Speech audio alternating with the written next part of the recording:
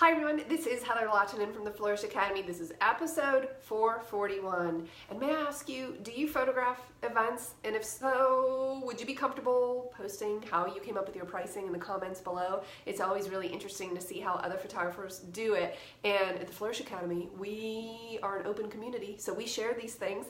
Okay, so my friend Brittany just posted in our community group this question, and I wanted to address it because this is not the first time this has come up recently. She said, when doing an event like a birthday party, graduation party, etc., do you charge by the hour? And she goes on to explain that she has a shoot tomorrow and it ended up being more work than she thought, and she was just curious, by the hour, or really the question is, do you charge by the hour or per event? And you know what, you guys, this is really challenging because there are so many factors that go into pricing. And if you want to dive really deep with me in pricing, I have a free live class coming up. I'm going to post the link below so you can register to that.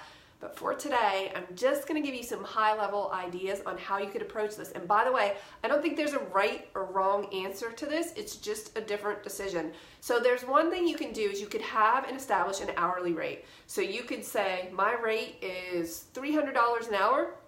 And if I'm going to be there 2 hours, then it's $600. I'm making these numbers up. I don't know what your hourly rate is or what it should be. You could approach it like that. Or you could have a set amount per event, depends on the event too. You might want to, you would price a birthday party much differently than you would price a wedding. Actually, let's look at that example for a second. If I said my rate was $300 an hour, and I was going to be at a wedding for 8 hours, that's $2,400, and that's actually nowhere near enough for me. So that wouldn't work. But then if you say, I'm going to be at a birthday party for 2 hours, it's $300 an hour, does $600 make sense for that birthday party? I don't know, only you can decide that.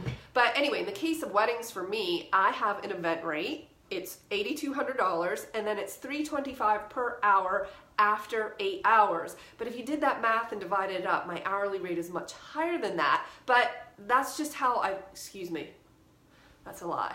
It would be lower.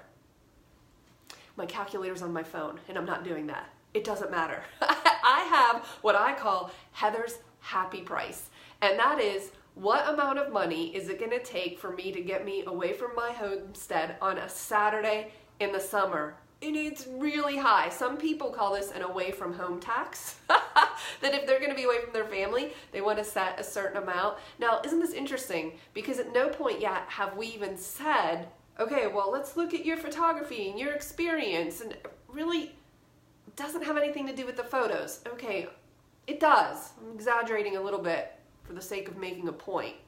But you can charge whatever you want based on however your pricing is structured. So what one person, it's handy to get some ideas from other photographers on how they approach this and what they charge, for sure.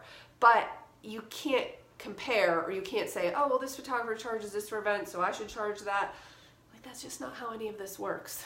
You have to figure out what it's worth to you in terms of how many hours will you be shooting, and taking into consideration that the number of hours you will be shooting will be directly correlated with the number of hours you will be editing. So you have to take that into consideration as well. And what's it worth to you? Now, this is an interesting question about worth, because I just said a moment ago, in order to get me off of my homestead in the summer on a Saturday, it's worth $8,200.